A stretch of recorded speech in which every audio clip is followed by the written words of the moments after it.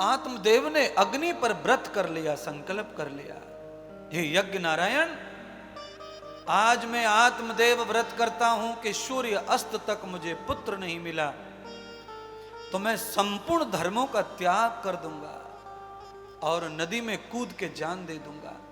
मैं दान नहीं करूंगा, गौ सेवा नहीं करूंगा, यज्ञ नहीं करूंगा और ब्राह्मण के जितने कर्म हैं सबको त्याग कर नास्तिक होकर नदी में कूद जाऊंगा।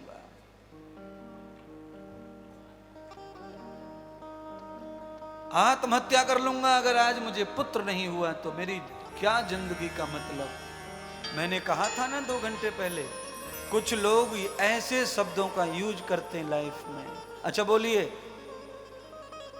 3 बार यज्ञ दिन में करता है, दिन भर दान करता है, गौ सेवा करता है, उसके बाद एक औलाद नहीं है तो जिंदगी सारी सूनी लग रही है। और जब से बुद्धि सदाचारी थी तो जिंदगी में औलाद की जरूरत कभी महसूस नहीं की। ब्राह्मण ने निरंतर अपने जीवन को परमात्मा को सौंप दिया था, आज अचानक न जाने कैसे बुद्धि बदल गई। ये बुद्धि को बदलने वाले कौन होते हैं आपको मालूम है? बुद्धि को बदलने वाले अपने वाले लोग होते हैं, अपने लोग। किसी को बेटा ना हो तो कौन टोचता है? दूसरे मोहल्ले का आदमी आता है टोचने है। कोई तो इतनी लुचड़ी बात करती है, औरत ऐसी बात कह जाती है कि औरत सुन के मर जाए।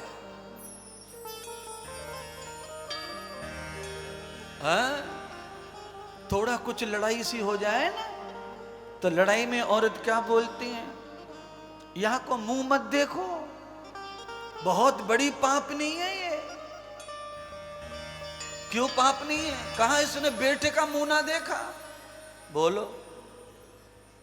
और मैं कहता हूं कि वो सबसे ज्यादा पापी हैं जो औलाद का मुंह देखते हैं। अब पूरा देश मेरे खिलाफ हो जाएगा सुन के। बता, महाराज कह रहा है कि औलाद का मुंह देखना ही पाप है। हाँ, मैं कह रहा हूं गारंटी से, जिसको पैदा करके जिंदगी भर जिसके लिए कमाना है वो पाप का फल है। ये तुम्हें चुकाना पड़ेगा, घसड़ घसड़ के, घसड़ घसड़ के, घसड़ घसड़ के, घसड़ घसड़ के, घसड़ घसड़ के। पूरी जिंदगी भर तुम्हें कमाना है और उसे निलाना है, धुलाना है, खिलाना है, पहुंचना है।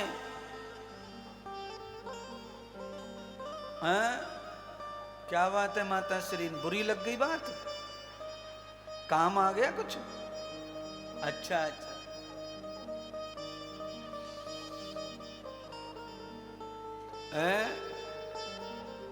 बुखार में कमर पे सुई लगावे डॉक्टर, जब सुई लगे तब तो बुरी लगे। 12 को सो मुंह है जाए आदमी को, मुंह सकोड़ना पड़े तब जाके सुई झिले। और जैसे ही सुई निकल जाए 15 मिनट के बाद में जो हाथ देके ठंडक सी आ जाए, तो एकाध मेरा शब्द सुई की तरह चुभ भी जाए तो समझना बाद में ये ठंडक देने वाला है, बाद में ये आनंद देने वाला है। कोई शब्द लगता जरूर सुई की तरह है पर उसके अंदर बुखार भगाने की दवा भरी पड़ी हो।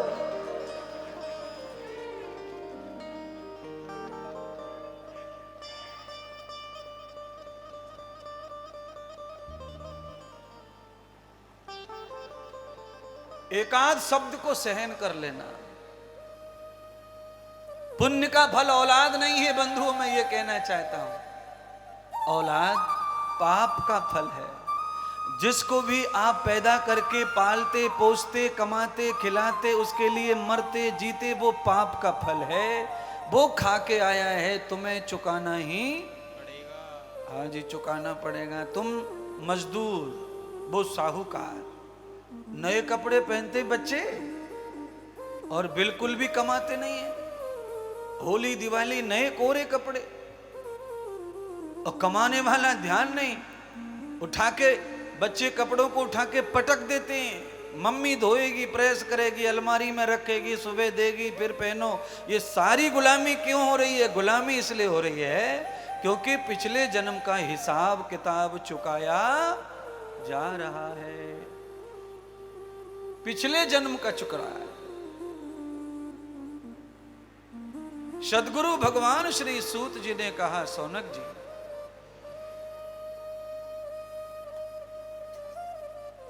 सद्गुरु भगवान श्री सनत कुमार कहने लगे, श्री नारद जी, अम ब्रह्मम न वेद मूलस्य ये वे कर्म भूषणम त्वया दर्शिते योगम जातो ध्रुव स्मृति। नारद जी, इस परम पावनी कथा को श्रवण करके अब तो कुछ लगाने की भी जरूरत नहीं है, रहने दो। बाहर से आ रही हवा, कहां से आ रही है, लग रही है। अब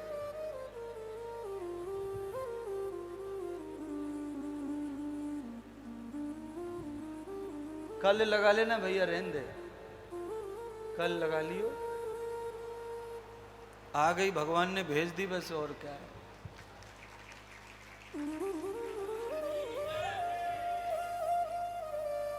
सद्गुरु भगवान कहते हैं, नारद, आत्मदेव ब्राह्मण नदी पर चले गए आत्महत्या करने। शाम का समय है, सूर्य छुपने वाला है, इच्छा पूरी नहीं हुई, बालक मिला नहीं, पुत्र मिला नहीं, कोई आश्वासन भी नहीं मिला। अब तो नदी में कूदने का संकल्प था। ब्राह्मण सच्चे थे, नदी के तट पर गए।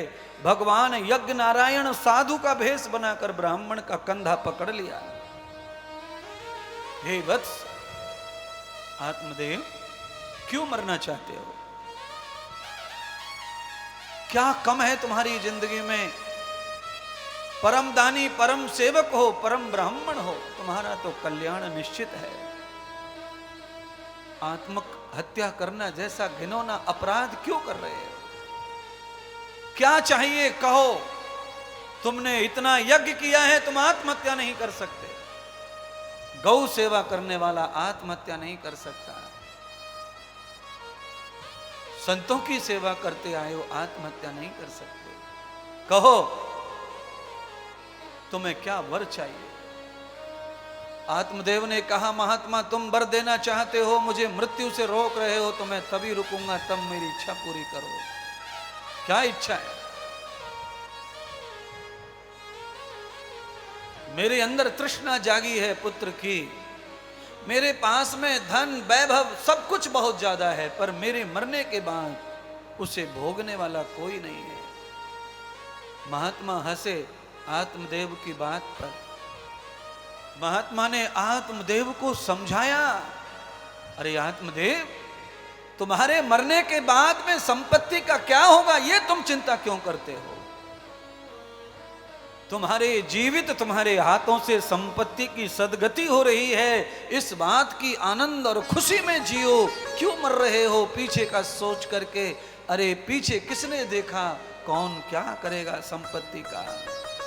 नहीं, मैं मरूंगा अगर मुझे पुत्र की प्राप्ति नहीं हुई तो। आत्मदेव जब जिद करने लगे तो भगवान श्री नारायण ने साधु के भेष में आत्मदेव से कहा कि तुमने जितना यज्ञ किया है, तप किया है, दान किया है, सेवा की है, सारे फल नष्ट हो जाएंगे, तुम्हें पुत्र की प्राप्ति हो जाएगी। आत्मदेव ने मूर्खता पूर्वक कहा कि हो जाने दो, पर मुझे पुत्र दो। जिंदगी भर का किया कराया पुण्य नष्ट हो जाए, पर पुत्र दो। भगवान हंसे और कहा, पुत्र का फिर क्या करोगे?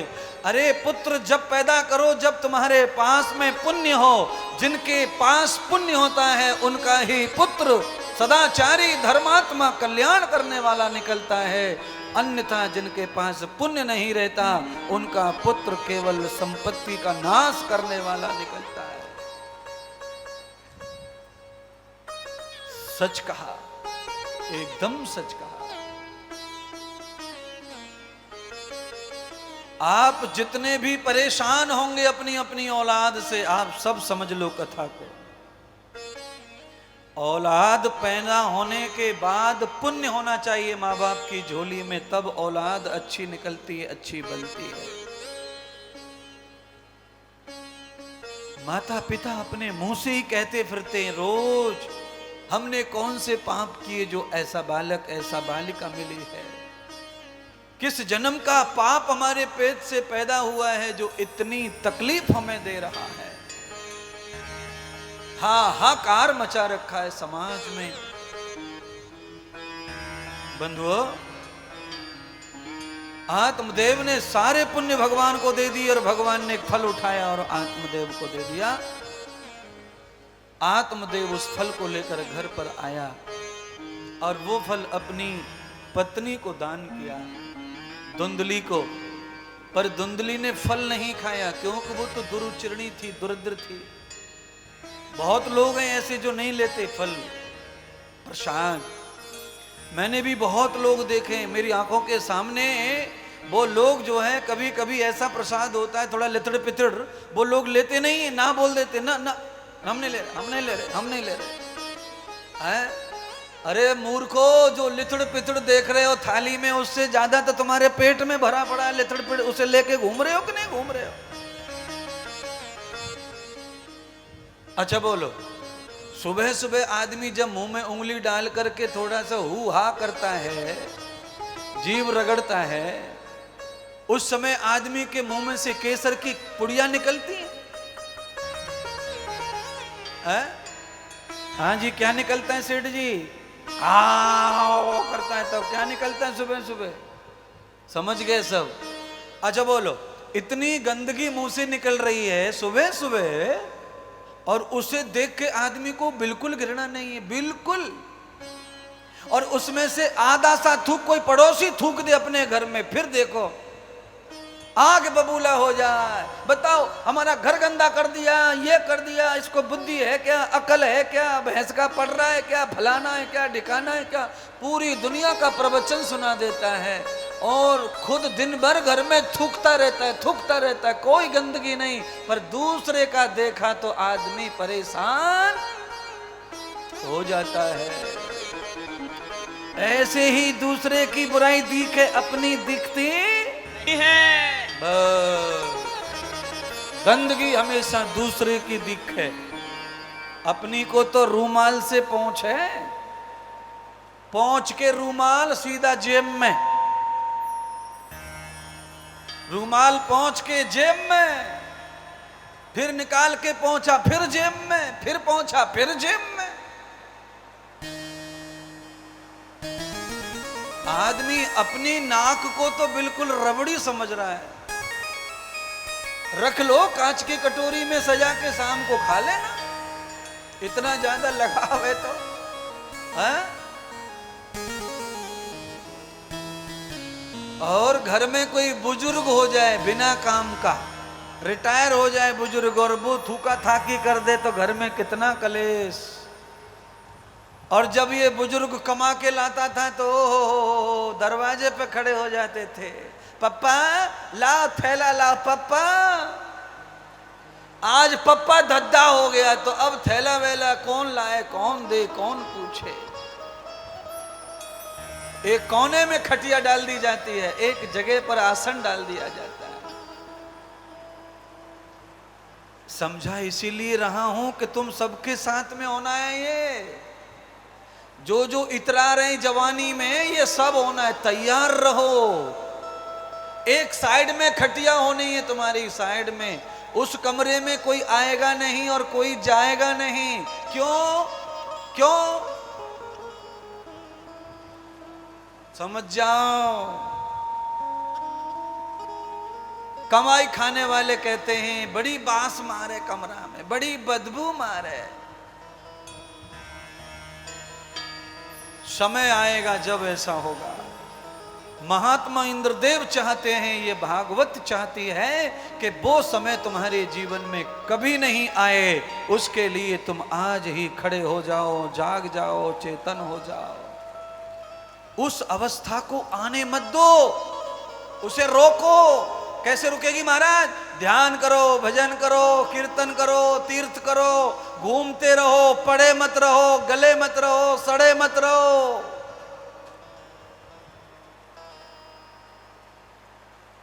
समय आएगा, अवस्था आएगी, जीवन में परिवर्तन आएगा। पूजना चाहते हो तो भजन से जुड़े रहना बंधुओं। आत्मदेव की पत्नी धुंधली ने फल को फेंक दिया। गौ माता फल खा करके पुत्रवती हो गई, सुंदर से बालक को जन्म दिया गौ कर्ण को, और उस धुंधली ने ऐसे दुष्ट को जन्म दिया कि उसका कहना क्या। एक बालक संत की कृपा से हुआ, संत के आशीर्वाद से, गौ माता के सानिध्य में एक बालक का जन्म हुआ। उस बालक ने गुरुकुल में, जंगल में तपस्या की, गुरुकुल के गुरुओं के शरण में रहकर अध्ययन किया। एक बालक ने मॉडर्न पढ़ाई की और घर के जितने सुख हैं वो सारे सुख भोगे। टाई, जूता, कोट, पैंट। मैं आपको कहना चाहता हूं ये पढ़ाई की ड्रेस नहीं है, ये पढ़ाई के कपड़े नहीं है।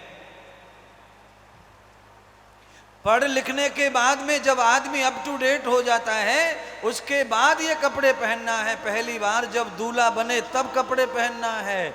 बाकी पढ़ाई के समय सादा भोजन, सादा कपड़े, तब पढ़ाई होगी। नहीं तो केवल और धुंधकारी बन रहे हैं तुम, टाई लगा लगा के तुम कोई संतान महान बन सकते नहीं है। मैं कहने की हिम्मत रखता हूं, कह रहा हूं, और तुम खाली चुपचाप रखते हो, अपनी बात छुपा के रखते हो।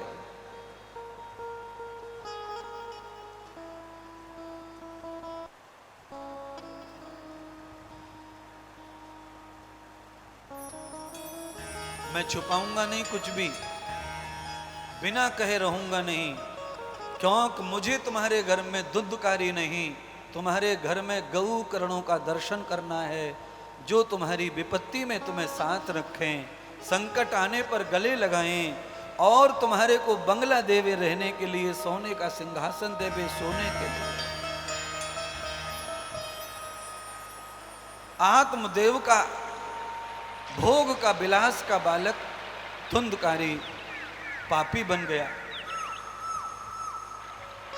शिक्षा के समय, पढ़ाई के समय संगत अच्छी नहीं, दुष्ट संगति में रह करके दारू पीवे, शराब पीवे, मदरा पान करे, अंडा मांस खाए, वैश्याओं का संग करे। ये सारे अवगुण उस बालक में आ गए, जिस बालक को चाहना, प्राप्त करने के लिए तन सबदन, पूजा पाठ सब त्याग दिया आत्मदेव ब्राह्मण ने।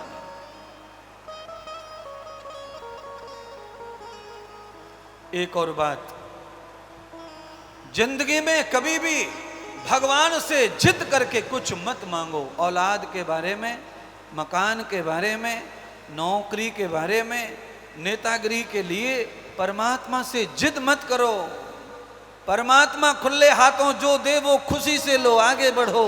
पर उसने नहीं देना है तो जिद करके मत लो, नहीं तो वो फलित नहीं होता, वो कर्म सफल नहीं होता।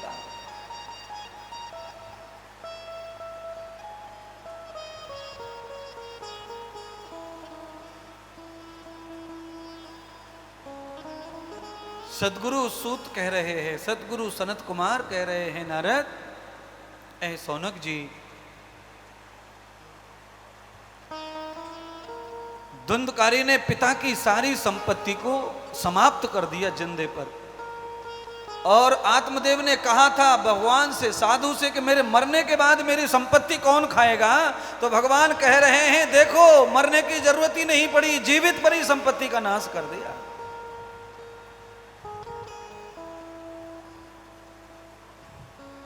मां, धुंधकारी की मां अपनी औलाद की इन हरकतों से परेशान हो गई। पूरे मोहल्ले के लोग बदनामी करे तो आत्महत्या कर ली कुआं में गिर के। मां कुआं में गिर गई। बच्चे के कुकर्मों के कारण आत्मदेव को पता चला कि पत्नी आत्महत्या कर ली है, अब मेरा नंबर है। आत्मदेव घर छोड़ करके, गांव छोड़ करके सीधे जंगल की ओर भाग गए।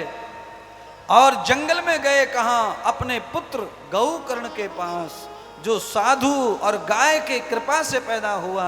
जंगल में जो बालक चला गया, ब्राह्मण बन गया, विद्वान बन गया, गुरु के सानिध्य में सेवा करके एक महान देवता बन गया, उसकी शरणागति पहुंची। गौकर्ण ने पिता के चरणों को छुआ, प्रणाम किया और अपने गुरुदेव बृहस्पति जी के आश्रम ले गए। गुरुदेव से मंत्र दिलवा करके शुद्ध किया और भजन करने के लिए पिता को प्रार्थना की, पिताश्री अब आप मस्त भजन कीजिए, आपका सहज कल्याण हो जाएगा। आत्मदेव रोने लगे, हे पुत्र गौकर्ण, मैं भजन करूंगा और अब मैं तेरे सानिध्य में ही रहूंगा। तेरे भाई की हत्या हो गई, वैश्याओं ने मार दिया, जिंदा जला दिया अग्नि में, वो प्रेत बन गया है, पूरे गांव को तकलीफ दे रहा है। उसकी विधि नहीं हुई है, उसे चिता नहीं मिली, उसका पिंड नहीं हुआ, उसका श्राद्ध नहीं हुआ।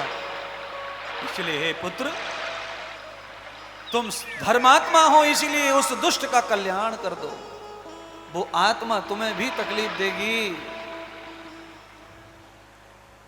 गौकर्ण महाराज ने प्रेतात्मा धुंधकारी का पिंड दान, श्राद्ध दान करने के लिए श्री गया में जाकर वैतरणी पार करने वाली सब सेवाएं की। गौकर्ण महाराज लौटते हुए आ रहे थे श्राद्ध करके गया से, तो रास्ते में उनका गांव था, तो वहां थोड़ा सोचा कि यहां मेरा भाई मरा है, मेरा जन्म हुआ था, माता मर गई, पिता मेरे पास है, तो चलो गांव से ही गुजर जाएं घूमते हुए। तो एक दिन गांव में आकर रुका, तो पूरी रात्रि धुंधकारी ने, प्रेत ने सपने में डराया, रो रो कर चिल्ला चिल्ला कर कहा, भैया मेरी रक्षा करो, मैं भटक रहा हूं, मेरी रक्षा करो। मैंने तुम्हारा श्राद्ध किया है धुंधकारी, मैंने पिंड दान किया है, तुम्हारे पितर बिठाए हैं गया में। धुंधकारी ने कहा, भैया गौकर्ण, तुम कितने भी श्राद्ध कर लो, कितनी भी गैया जिमा लो, मेरी मुक्ति नहीं होगी, क्योंकि मैं महापापी हूं। मैंने अपने पिता का अपमान किया है और माता की हत्या की है। मां को मारने वाले का श्राद्ध तर्पण करके भी उसका उद्धार नहीं होता है, मेरी रक्षा। गौकर्ण महाराज उसी समय लौट कर आए, पिताजी को सब दशा बताई और अपने गुरुदेव को बताई, बृहस्पति जी को बताई। गुरुदेव, मेरी उस दुरात्मा दुष्ट भाई का कल्याण कर। कैसे होगा? उसने सपने में मुझे बताया है, वो भटक रहा है। पिता के कहने से मैंने श्राद्ध तर्पण सब किया है, फिर भी वो सपने में आया। तो बृहस्पति कहने लगे, गौकर्ण, उसका उद्धार नहीं हो सकता, उसका कल्याण नहीं हो सकता, फिर भी तुम जिद करते हो तो जाओ, भगवान सूर्य जी से, भास्कर देव से पूछो, जो मेरे गुरु हैं, बृहस्पति के गुरु सूर्य नारायण के पास में गौकर्ण महाराज गए। भगवान सूर्य से पूछा, उस प्रेत आत्मा की मुक्ति कैसे होगी? तो सूर्य भगवान ने कहा, जाओ उस प्रेत आत्मा को किसी जगह स्थापित करो और ऐसी जगह बिठाओ कि वो वहां जगह में समा जाए और बैठ करके अनुष्ठान को स्वीकार कर ले। हे गौकर्ण, बांस की लकड़ी लेके आओ और बांस की लकड़ी से मंडप बना करके उसी में तुम्हारे भाई प्रेत की स्थापना करो। गाय के गोबर से लीप कर मंडप को सजाओ और उसमें चौक लगाकर देवताओं की स्थापना करो। सौड़ उपचार, सब देवता नवग्रह आदि को स्थापित करो, रुद्र को स्थापित करो, काली को स्थापित करो और पितरों को स्थापित करके उस प्रेत को स्थापित करो और पवित्र भाव से परम पावनी भगवान श्री कृष्ण की अमृत लीला श्री भागवत कथा का श्रवण कराओ। जो श्राद्ध से नहीं हुआ, जो तर्पण से नहीं हुआ, जो पिंडदान से नहीं हुआ, वो श्रीमद् भागवत कथा से उसका उद्धार हो जाएगा। ऐसा कहते हुए सूर्य भगवान ने गौकर्ण जी को आदेश दे दिया। गौकर्ण अपने क्षेत्र में आए, सारी जमीन को साफ करवा कर बांस की बल्लियों से मंडप पुड़वाया, पूरे क्षेत्र में न्योता भेज दिया कथा का, ज्यादा से ज्यादा प्रचार कथा का किया, जिससे ज्यादा श्रोता जनता पहुंचे कथा में। प्रेत आत्मा धुंधकारी को बांस की लकड़ी में स्थापित कर दिया। स्वयं भगवान गौकर्ण कथा श्रवण करा रहे। एक दिन की कथा हुई, 2 दिन की कथा हुई, एक एक गांठ बांस की चटकती जा रही है। 7वें दिन कथा की श्रवण पूर्ति हुई। जैसे ही राजा परीक्षित को मोक्ष की कथा मिली, वैसे ही बांट के टुकड़े हो गए और उस बांस में से एक सुंदर पुरुष का दर्शन हुआ। एक सुंदर बालक, एक सुंदर आदमी प्रकट हो गया। पूरा पांडाल भरा हुआ था बहनों भाइयों कथा श्रोताओं से। सब खड़े हो गए, उसके दर्शन करने लगे और सबने सवाल पूछा, तुम कौन हो, तुम कौन हो, तुम कौन हो। तब उस धुंधकारी ने अपना परिचय बताया, मैं धुंधकारी हूं, आत्मदेव का पुत्र, गौकर्ण का छोटा भाई। मैंने अपने माता पिता के पाप और अपराध किए, व्यभिचार, मांसाहार, शराब, मदरा, जुआ, वो मैंने अविवाहित उम्र में, शिक्षा उम्र में किया। वैश्याओं का ज्यादा शौक होने से मुझे वैश्याओं ने जला के मार दिया, मैं प्रेत बन गया। मेरे भाई ने सब प्रयोग करे मुझे तारने के, पर मेरी मुक्ति नहीं हुई, क्योंकि मैंने पाप इतना बड़ा जो किया।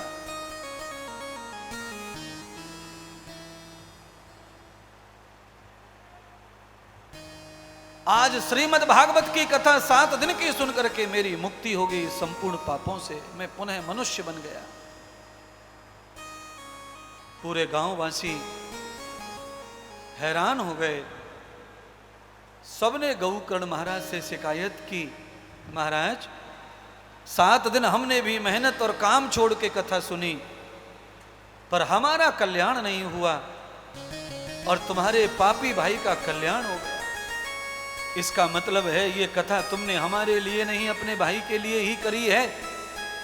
हम तो व्यर्थ में ही तुम्हारी कथा की शोभा बढ़ा रहे थे। गौकर्ण कहने लगे, नहीं गांववासियों, मैंने तो सबके कल्याण के लिए कथा की थी, भाई के लिए भी की थी। बृहस्पति ब्राह्मण से पूछा, गुरुदेव समाधान करो जनता का, नहीं तो उंगली उठा रही है।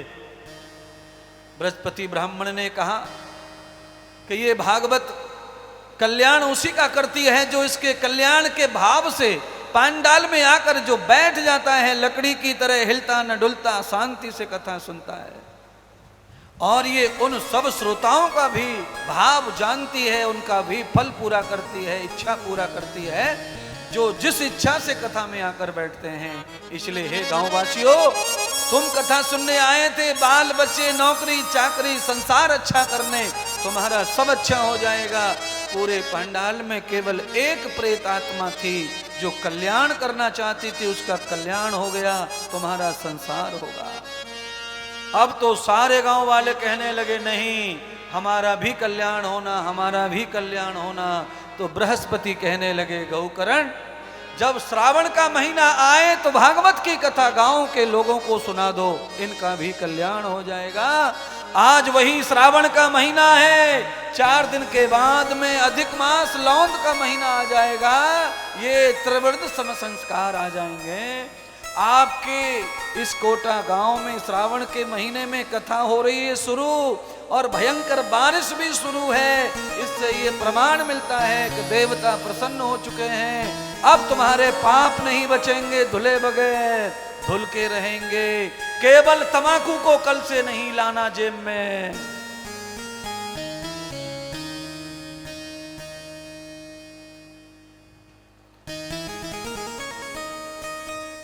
भागवत में पहली कथा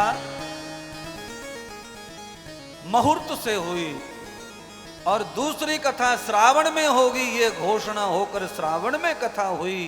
पूरे गांव का कल्याण हुआ। सामान्य रूप से राधे श्याम जी, सामान्य रूप से कथा कभी भी कर लो, प्रेत का और पितरों का कल्याण कभी भी कर देती है, पर जब ये जगत कल्याण करती है तो श्रावण का महीना इसके लिए बहुत लागू और महत्वपूर्ण माना गया है। और श्रावण का महीना हो और फिर अधिक मास हो तो ये कई जन्मों को उबारने का काम करती है, पुराने पाप भी धो डालती है। ये सारे योग, सारे मुहूर्त इस कथा में शामिल हो गए महाराज।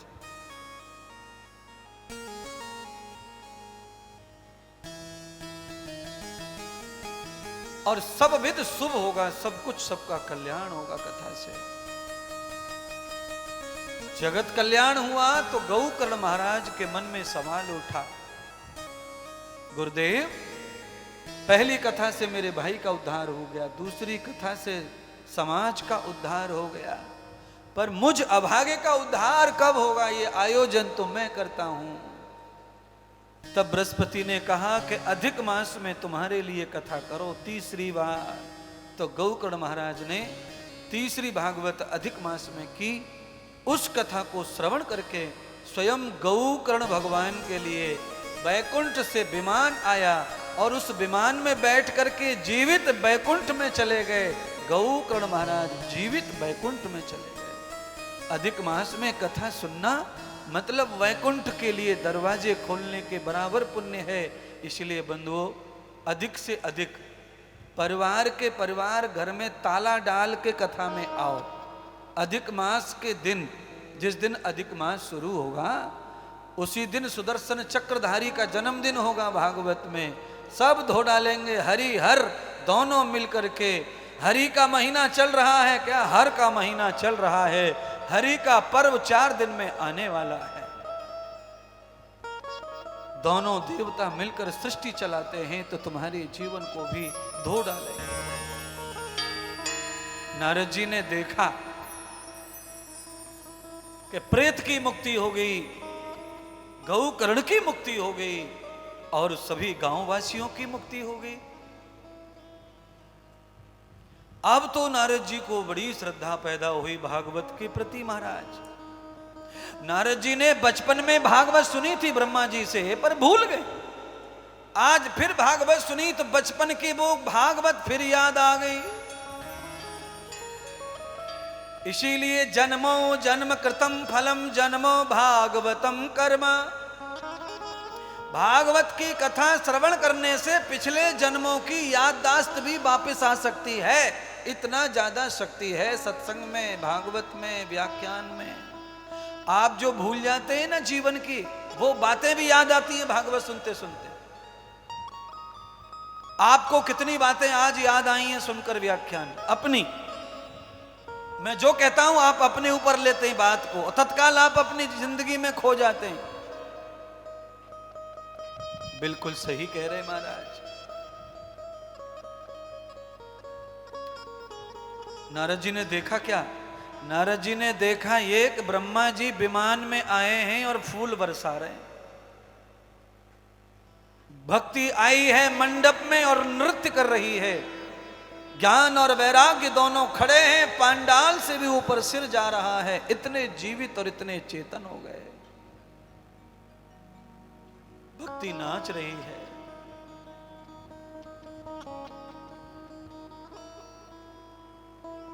जैसे ही भक्ति नाचने लगी, मुक्ति आ गई। जो भक्ति को छोड़ के चली गई थी, मुक्ति ने देखा कि भक्ति तो प्रसन्न हो गई, ज्ञान और वैराग्य तो जवान हो गए। आप कान खोल के सुन लो, ज्ञान और वैराग्य ये दोनों आवश्यक है भक्ति को प्रसन्न करने के लिए। ज्ञान मर जाएगा, वैराग्य मर जाएगा, विवेक मर जाएगा, तो भक्ति कभी प्रसन्न होने वाली नहीं है। वही घर की मूर्तियां, वही मंदिर की वही कंकु चावल और वही फूल, वही आरती, उससे अधिक कुछ भी ज्यादा होने वाला नहीं है। हमेशा भक्ति सोई हुई रहती है तुम लोगों के घर में। मंदिर की वही चावल वाली कटोरी, वही कंकु वाली कटोरी 15 साल पहले खरीदी थी मेले से, उसी में से रोज चढ़ रहा है वही पुराना, वही पुराना, वही धुराना।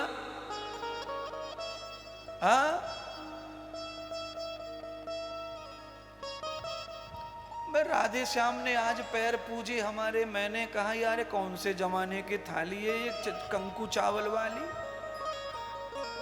ये कंकु रोली जिसमें रखा है, ये तो बाबर के जमाने में बनते थे ऐसे आइटम, अब तो बंदी हो गए कंपनी में।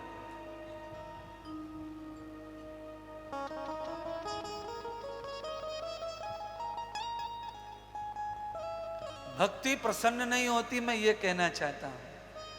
भक्ति जब प्रसन्न होती है तो वो आगे बढ़ती है, आगे बढ़ती है, आगे बढ़ती है। तुम्हारी भक्ति आगे बढ़ती नहीं है। तुम्हारी भक्ति कहां से कहां तक है बताओगे क्या?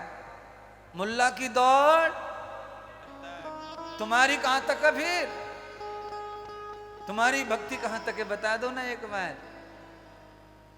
लास्ट भक्ति तुम्हारी है मंदिर तक, या कोई कथा बता हो रही वहां तक, उसके आगे नहीं जाती तुम्हारी भक्ति। क्यों नहीं जाती? क्योंकि तुम्हारा ज्ञान सोया हुआ है, तुम्हारा विवेक सोया हुआ है, तुम्हारा वैराग्य सोया हुआ है। वैराग्य सोया। घर में बहू है तो भी पोते को अगर बुखार आया है तो सास नहीं आ रही कथा सुनने। हेलो हेलो ए गुड्डी, अरे कथा चल रही है, इंद्रदेव महाराज आए और टीवी वालो बाबा चल नहीं रही, बड़ो मन कर रो जावे को, पर क्या करे पोते को बुखार चढ़े आयो, तू MBBS डॉक्टर बनी बैठी है बुड्ढी।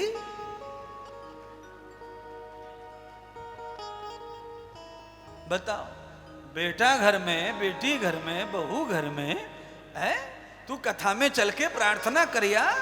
यहां प्रेत आत्मा शुद्ध हो जाती है तो बुखार को शुद्ध होने में देर क्या लगेगी? क्रोसिन गोली जहां काम कर जाए वहां कथा काम ना करे, ऐसे कैसे हो जाएगा?